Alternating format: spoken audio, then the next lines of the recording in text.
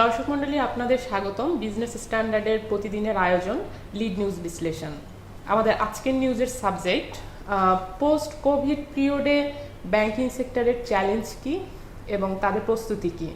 আপনারা জানেন যে সারা বিশ্বের ইকোনমি এখন ক্রাইসিসের মধ্যে আছে এবং রিসিশনে ঢুকছে। বাংলাদেশের ক্ষেত্রে আমাদের এই ক্রাইসিস মোকাবেলাটা অনেকটাই ব্যাংকিং সেক্টরের উপর ডিপেন্ড করে।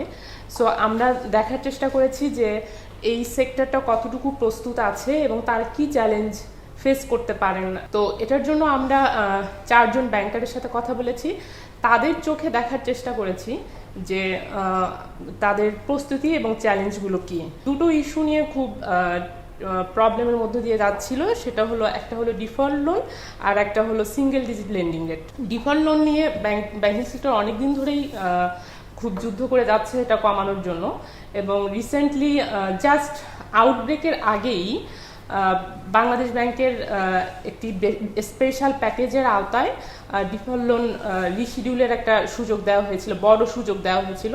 এর ফলে আমরা দেখেছি যে ডিসেম্বরে বড় ধরনের একটি ফল হয়েছে ডিফল্ট লোনে। সেটা হলো গত বছরের লাস্ট কোয়ার্টারে 22,000 কোটি টাকা ডিফল্ট লোন কমেছিল। তো এই সিচুয়েশনটা জাস্ট কোভিড আউটব্রেকের জাস্ট আগে, কিন্তু এই সুফল পাওয়ার আগেই আমরা দেখছি যে আমাদের ইকোনমি আবার একটি নতুন ক্রাইসিসে ঢুকেছে। এখন ব্যাংকাররা ক্লাসিফাইড লোন রিপোর্ট করছেন না, কিন্তু জুন থেকে তাদেরকে রিপোর্ট করতে হবে।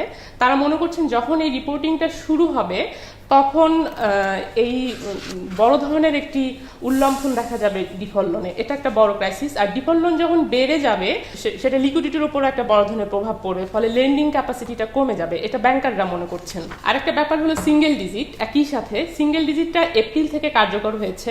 তো সিঙ্গেল ডিজিট ব্যাংকাররা মনে করছেন যে অলরেডি তাদের আর্নিংয়ের উপর একটা বড় ধরনের প্রভাব এসেছে সিঙ্গেল ডিজিট বাস্তবায়নের ফলে। কোভিড পরবর্তী সময়ে তাদেরকে আরও অনেক ধরনের ক্রাইসিস হ্যান্ডেল করতে হবে, সেই ক্ষেত্রে তাদের প্রফিটেবিলিটির উপর বড় ধরনের একটি ইম্প্যাক্ট পড়বে। আমরা ব্যাংকারদের সঙ্গে কথা বলেছি, বিভিন্ন ব্যাংকারদের সঙ্গে। প্রাইম ব্যাংকের ম্যানেজিং ডিরেক্টর রাহেল আহমেদ, তিনি অ্যাসোসিয়েশন অফ ব্যাংকার্স বাংলাদেশের জেনারেল সেক্রেটারিও। তিনি বলছেন যে লিকুইডিটি ম্যানেজমেন্টটা প্রধান চ্যালেঞ্জ হবে পোস্ট কোভিড পিরিয়ডে ব্যাংকিং সেক্টরের জন্য, কারণ মানুষের সেভিংস কমে যাবে। কারণ আনএমপ্লয়মেন্টের কারণে মানুষকে নিজের যে জমানো টাকা সেটা ভেঙে খেতে হবে, সেটা একটা বড় চ্যালেঞ্জ। ফলে ডিপোজিট গ্রোথের উপর একটা বড় ইম্প্যাক্ট পড়বে। উনি মনে করছেন যে লিকুইডিটি একটা বড় ধরনের চ্যালেঞ্জের মুখে পড়বে। যদিও বাংলাদেশ ব্যাংক অনেকগুলো রেগুলেটরি রিকোয়ারমেন্ট ইজ করেছে, এর ফলে কিছুটা কমফোর্ট আছে এখন ব্যাংকিং সেক্টর। তো এক্ষেত্রে ব্যাংকদেরকে যেটা চ্যালেঞ্জ হিসেবে নিতে হবে যে অপারেশনাল কস্ট অনেক কমাতে হবে, এবং এটা ব্যাংকিং সেক্টরের এমপ্লয়মেন্টের উপরও একটা বড় ধরনের আঘাত আসবে বলে তারা ধারণা করছেন।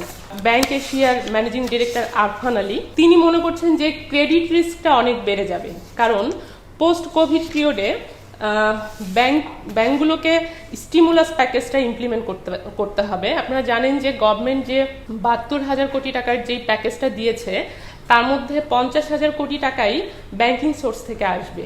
ব্যাংকারদেরকে এটা ইমপ্লিমেন্ট করতে হবে। তো তারা মনে করছেন যে অনেক বিজনেস অনেক বেশি রিস্কি হয়ে যাবে, তাদেরকে রিকভার করাটা অনেক ডিফিকাল্ট হয়ে যাবে। ফলে এই 50,000 কোটি টাকা তারা দিতে পারবেন, তাদের ক্যাপাসিটি আছে, কিন্তু এখান থেকে তারা আশঙ্কা করছেন যে বড় একটি অংশই রিটার্ন হবে না। এর ফলে যেটা হবে যে ইন্টারন্যাশনাল ফরেন ব্যাংকগুলোর সঙ্গে যে তাদের ট্রেডিং আছে নিয়মিত ইম্পোর্ট এক্সপোর্ট বিজনেসের ক্ষেত্রে, সেক্ষেত্রে তারা ক্রেডিট লাইন পেতে অনেক ডিফিকাল্টিস ফেস করবে, এটা মনে করছেন আরফান আলী। ফারুক মঈনুদ্দিন আহমেদ, ইনি ট্রাস্ট ব্যাংকের ম্যানেজিং ডিরেক্টর, ইনি মনে করছেন যে ব্যাংকিং সেক্টরের জন্য সামনে অনেকগুলো আশঙ্কা আছে। উনি অনেকগুলো আশঙ্কা প্রকাশ করছেন, তার মধ্যে একটা হলো ডিফল্ট লোন তো বাড়বেই, কোভিডের পরবর্তী তো এই সিচুয়েশন আরও ডিটোরিয়েট করবে, তো এটা একটা রিস্ক। আর একটা রিস্ক উনি মনে করছেন যে সিঙ্গেল ডিজিট ইন্টারেস্ট রেট তো কোভিড ক্রাইসিসের আগেই বিজনেসম্যানরা মনে করছিলেন যে তারা উচ্চ সুদের কারণে বিজনেস করতে পারছেন না। এখন 9% যে পারবেন, যেহেতু এখন পরিস্থিতি আরও নাজুক, সেক্ষেত্রে 9% যে তারা পারবেন, এবং তারা যে তারা হয়তো আবারও দাবি করবেন যে 9% না, আরও আমার কমে ইন্টারেস্ট লাগবে বিজনেস রান করার জন্য, সেইটা তখন ব্যাংকিং সেক্টরের জন্য বড় ধরনের একটা চ্যালেঞ্জ হবে বলে মনে করেন তিনি। একই সাথে তিনি বলছেন যে ডিভিডেন্ড হয়তো বাংলাদেশ ব্যাংক ডিভিডেন্ড সাসপেন্ড করতে পারে, ব্যাংকের ক্যাশ ফ্লো বাড়ানোর জন্য, কিন্তু সেখানেও একটা ক্রাইসিস আছে যে এই বাজেটে, এই বছরের এই ফিসক্যাল ইয়ারের বাজেটে গভর্নমেন্ট একটি নতুন প্রভিশন করেছেন যে ডিভিডেন্ড বাধ্যতামূলক করেছে, এবং ডিভিডেন্ড বাধ্যতামূলক করা হয়েছে যারা ডিভিডেন্ড দিতে পারবেন না তাদেরকে অ্যাডিশনাল ট্যাক্স দিতে হবে। সেই ক্ষেত্রে ব্যাংকগুলো ডিভিডেন্ড দিতে না চাইলেও একটা প্রবলেম। তো এটা যদি সলভ করতে হয় সেখানে আইনের পরিবর্তনের একটা ব্যাপার আছে, ফলে এটা অনেক ধরনের আনসার্টেনিটি তিনি মনে করছেন যে ব্যাংকিং সেক্টরের সামনে আছে। ব্যাংকগুলো কি ধরনের প্রস্তুতি নিতে পারে সেই ক্ষেত্রে একটা ফোরকাস্ট দিয়েছেন মেহমুদ হুসাইন। উনি একটি নতুন ব্যাংকের ম্যানেজিং ডিরেক্টর, এনআরবি ব্যাংকের ম্যানেজিং ডিরেক্টর। তিনি বলছেন যে ব্যাংকগুলোর প্রস্তুতি হিসেবে আসলে এখন থেকেই তাদেরকে কিছু সেক্টর সিলেক্ট করতে হবে যেগুলো ফাস্টার রিকভারি, অর্থাৎ যেগুলো যত দ্রুত, যেই সেক্টর যত দ্রুত রিকভারি করতে পারবে সেই সেক্টরকে প্রায়োরিটি দিয়ে ব্যাংকগুলোকে ইনভেস্ট করতে হবে, তা না হলে ব্যাংকগুলো নিজেই ট্রাবলে পড়ে যাবে। এটা ছিল ব্যাংকারদের চোখে ব্যাংকিং সেক্টরের চ্যালেঞ্জ এবং প্রস্তুতি।